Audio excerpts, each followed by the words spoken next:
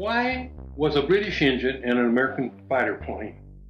But not just any fighter plane. The P-51 Mustang, one of the most recognized fighter planes of World War II. In this case, we're talking about the Rolls Royce Merlin engine in the Mustang. Why, you may ask?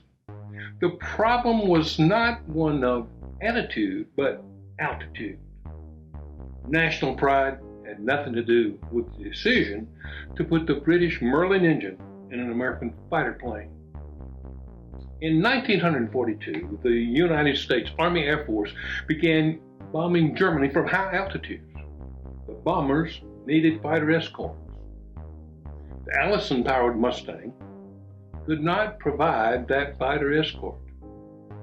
The first Mustangs, the P-51A models, which you recall were actually designed for the British by North America, had the Allison B-1710 engine, 1,710 cubic inches, a B-12. The engine developed 1,540 horsepower in the initial versions, and later versions would develop even more. It had a single overhead camshaft, one camshaft for each bank, 6 cylinders, 4 valves for each cylinder, 2 intakes and 2 exhausts, and a single stage supercharger. The plane performed well to 22,000 feet, but above 22,000 feet, it was severely lacking in performance. However, the Merlin 1650 was a V12 engine as well, 1,650 cubic inches, developing 1,580 horsepower with more horsepower on later models.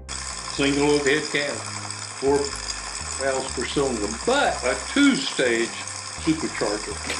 The Rolls Royce Merlin engine was used in the Lancaster bombers, and of course the famous Spitfire and Hurricane fighters, and many other planes.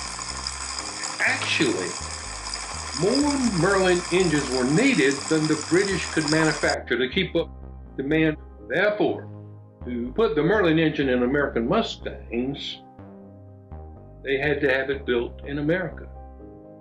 Now, the secret to the Merlin's high altitude performance was its 2-stage supercharger.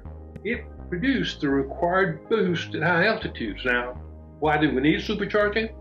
Well, at high altitudes, the air is thinner. Therefore, you need supercharging to compress that air, supercharge it in order to get maximum performance from your engine. Why didn't Allison, subsidiary of General Motors, build a 2-stage supercharger, since that was a major difference between the two engines?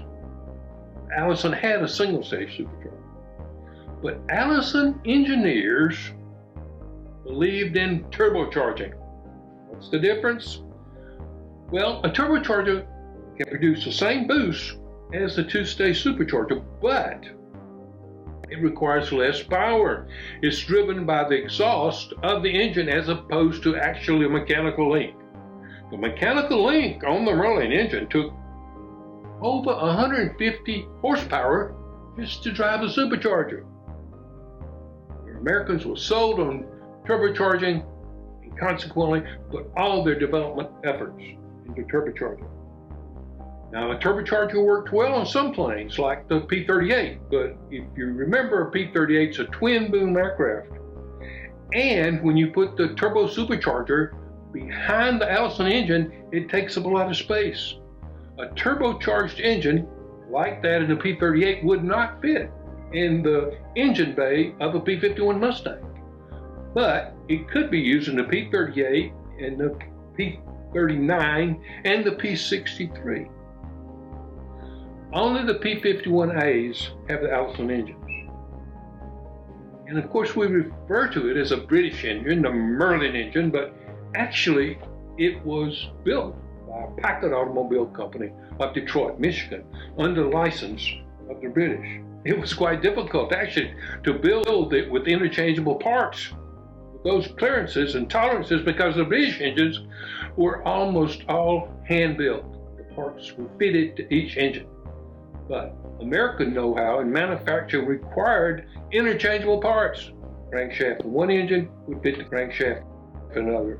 Actually, interchangeable parts started before the Civil War with the inventor Eli Whitney, who invented the cotton gin. He was the one who first came up with the idea of interchangeable parts. And of course, this was a great success in manufacturing weapons of the Civil War.